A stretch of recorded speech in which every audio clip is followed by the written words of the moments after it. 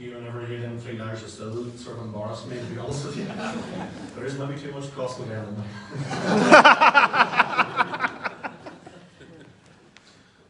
Can I begin today by thanking your party leader and your president and all our officers of this party for the invitation to me. But I understand it's more so an invitation to self and indeed to innocent victims and survivors of terrorism. And I'm very conscious that in this room there are many, very many of you that fit that bill, unfortunately. I want to thank Jim and Trevor Clark and others for their steadfast voices in representing these issues and for being allies in the cause of practically challenging the rewrite of our history. I've been asked by the organisers to speak on the following theme, and actually when Trevor was speaking there I was realising some of my content he's also spoken of, so I'll try to adapt accordingly. Resisting the rewriting of history and ensuring the voice of the innocent is heard. I understand the latter to mean this simply, that innocent victims have not been well served by the system over the years. When those grievous murders were carried out, too often the following was said: leave it with us folks, we will resolve, we will ensure that no stone is left unturned, and you will receive justice for your loved ones. I think by all of us in this room the assessment that has not worked. It has failed. And what we're about as an organisation is principally the empowerment of voice for victims and survivors to reclaim control of their own story, not have it told for them, not have it told about them, but that they themselves can best represent that. And thankfully, in this last decade particularly, we saw a marked change in that particular issue. I was thinking today, coming down the road, looking at one of our quotes that is displayed there: terrorism knows no borders. And obviously the theme of today, which will be spoken about, I've no doubt, by your party leader. So much time will be spent talking about borders today. And so much of what we become impassioned by is about territory, sovereignty. Those things matter. They matter to me also. But isn't it the truth that perhaps the challenge for those of us who do care about these issues is that for an argument to prevail for a sustained period requires the unity of people. That means that those who extend themselves, bringing their core base with them on that journey, will ultimately define these issues. The policy of the Stormont government has been one of carve-up. PUL and CNR, those crude, horrific breakages. Protestant Unionist, Loyalist, Catholic, Nationalist, Republican. And that is principally the lens by which matters connect with Brexit and the Irish Sea border are viewed and contested. And we all understand and appreciate that.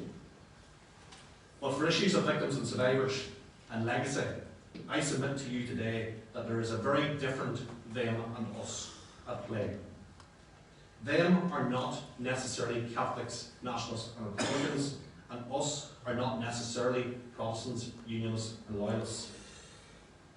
Denominational religion and politics has the potential to divide, but surely it's our values that unite us on those issues. The core value which unites us is our position on violence, the sanctity of human life, and I know that is shared by your party leader. Because if that fundamental issue is in place and agreed, then actually the rest of it can be debated, can be argued for, and can be pursued in line with exclusively democratic means. In the 1970s and into the 1980s, and I can just about remember the 80s, so I'm child of 1980. Obviously there was a bearded man and other members within the provisional Irish Republican movement who were muted at that point. They were not given the oxygen for propaganda publicity. It was curtailed. Now he and others in 2022 can openly revel, justify the campaign of terror waged against the community. And let us all remember this, that the Provisional IRA murdered more Roman Catholics than any other organisation over the course of their campaign.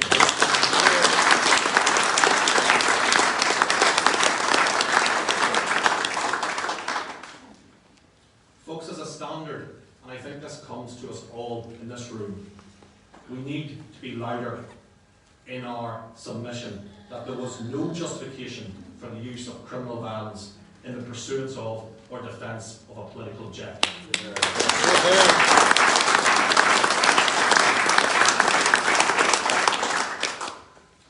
Language, folks, is what this place is all about, isn't it? What other place in the world has got a particular city which has 7 names? You know? It's rather strange. But words and terms such as terrorism, terrorist, the terrorist campaign, ethnic cleansing, murder, have all been eliminated by the establishment. Think about it over those periods of time. And if you look back at the old news reports when murders were carried out in the 80s, right across the spectrum, it was called for what it was. But fast forward 35, 40 years later, and where have we got to? How has that been allowed to happen? These words now are replaced with conflict. Well, the area that I come from, or not come from certainly in Upper South Armagh, but the area that the roots of our organisation represent, South East Fermanagh, and indeed what Trevor spoke to in terms of Castledurg. Where was the conflict? The statistics, folks, don't lie.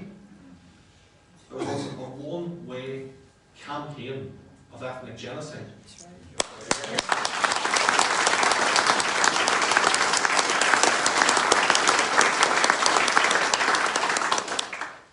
Now, just as we say that, we also, and this is the challenge, folks, need to also recognise that in other parts of our country, other issues were at prevail. And there were also people who came from a Roman Catholic community who were victims of genocide.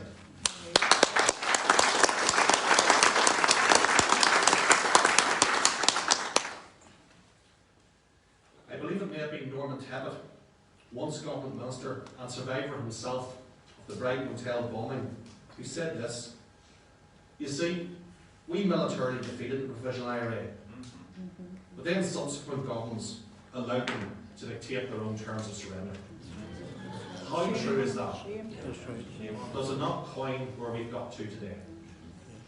And that, sadly, is a trait of our UK state, whether it's in the context of this terror campaign or in situations prior to that. They are not the best at dealing with the aftermath, are they? No. So peeling it back, in essence, the process has been corrupted by a very well-resourced Provisional IRA propaganda machine with the objective of turning history on its head. And too many have stood back and allowed it to happen. It's not enough, to be straight with you, when I hear, sometimes I cringe listening to the radio, and I hear that soundbite said, "They're rewriting history." Okay, fact it is. Then I ask the second question, what are you doing about it? What are you practically doing about it to try and reverse that shit and that slow movement? And then there's a lot of silence. Just a few ideas, folks, I want to speak about in that regard, and Trevor has touched on the legacy legislation and the impending legislation must have come before Parliament. Now, if you're to listen to what you're believing, over this last period of time, there certainly is a little bit of unease coming within elements of the government party, certainly within their backbenchers, around the implications of some of these issues. But how that all finally dusts down, we are unclear.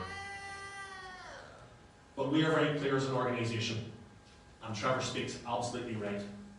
No matter how many support services you run for victims and survivors, they must be in conjunction with justice, truth and accountability being pursued in its fullest terms.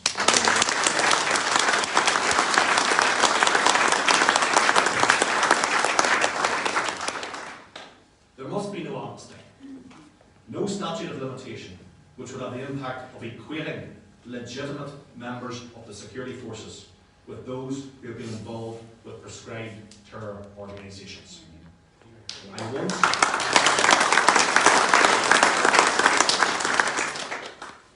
I remember once having a conversation with someone about the difference between a death which was caused by a member of the security forces in a horrendous situation where there was a riot and a child lost its life.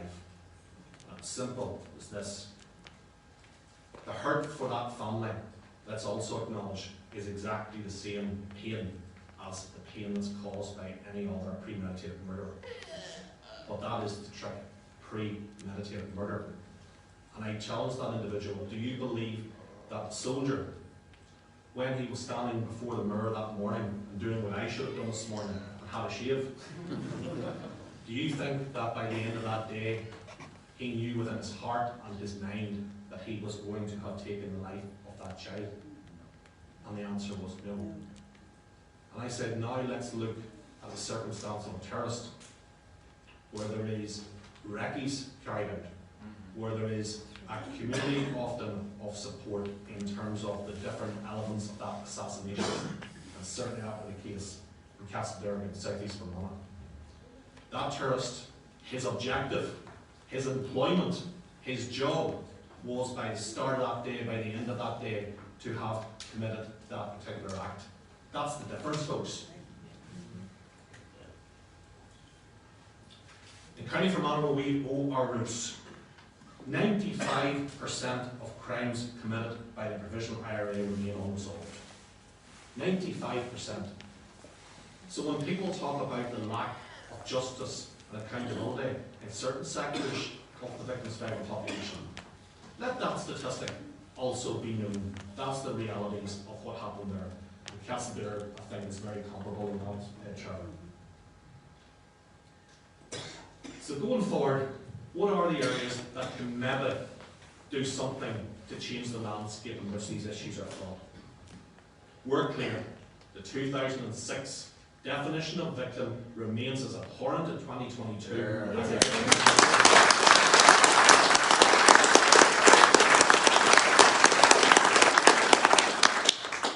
But that leg in itself isn't enough, because that definition, I submit to you, will never change in this jurisdiction. In this country, it will never change. How it can change is at national, UK-wide level. And the means by which it can change is that the context of the Northern Ireland Terror Campaign is set within the wider acts of terrorism which our nation has been subjected to over the last 30, 40 years. That's IS-inspired terror, it's Al-Qaeda-inspired terror. No longer should Northern Ireland be treated as something different.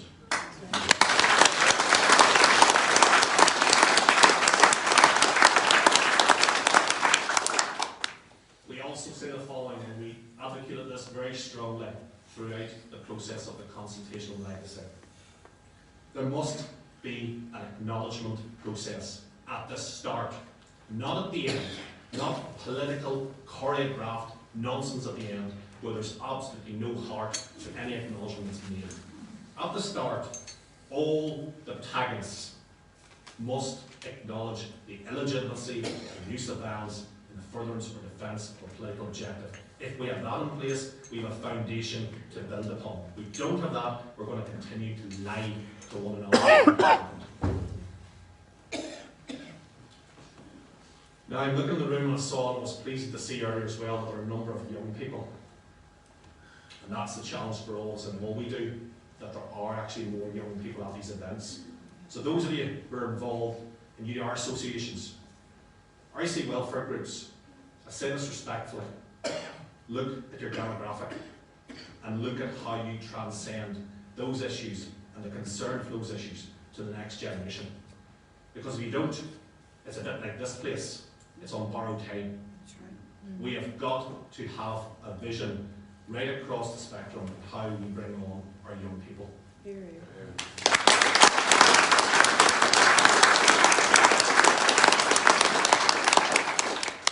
So how's our troubles taught, as it's referred euphemistically, the troubles, the terror campaign? How's it taught within our school environment or not taught?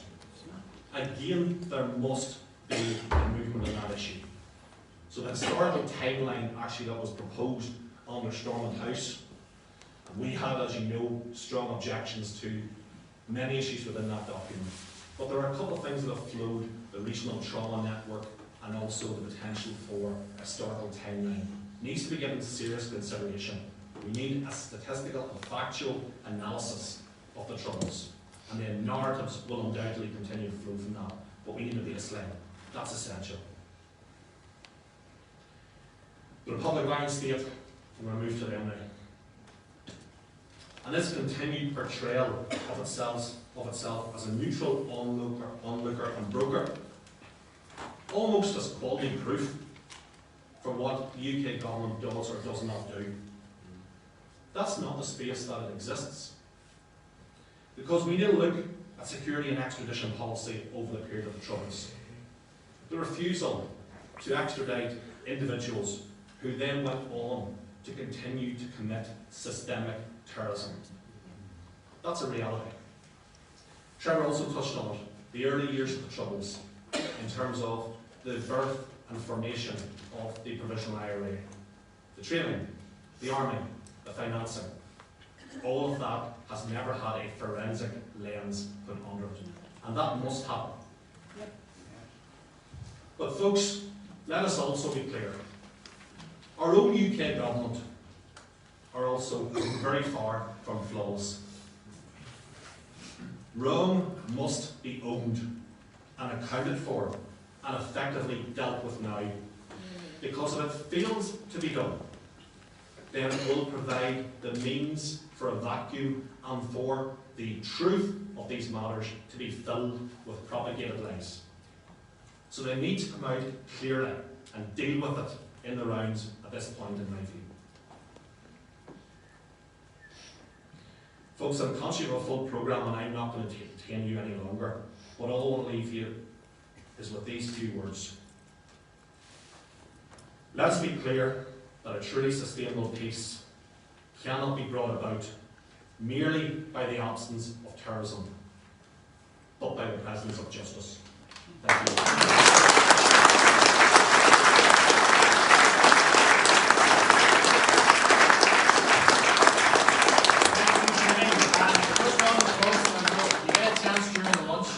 They're over there behind you there, and go over and take a wee look at them. So thanks, Kenny, for bringing those along. Thank you. Our next speaker needs very little introduction. He has led this party with great determination for 15 years. He's been loyal to his country.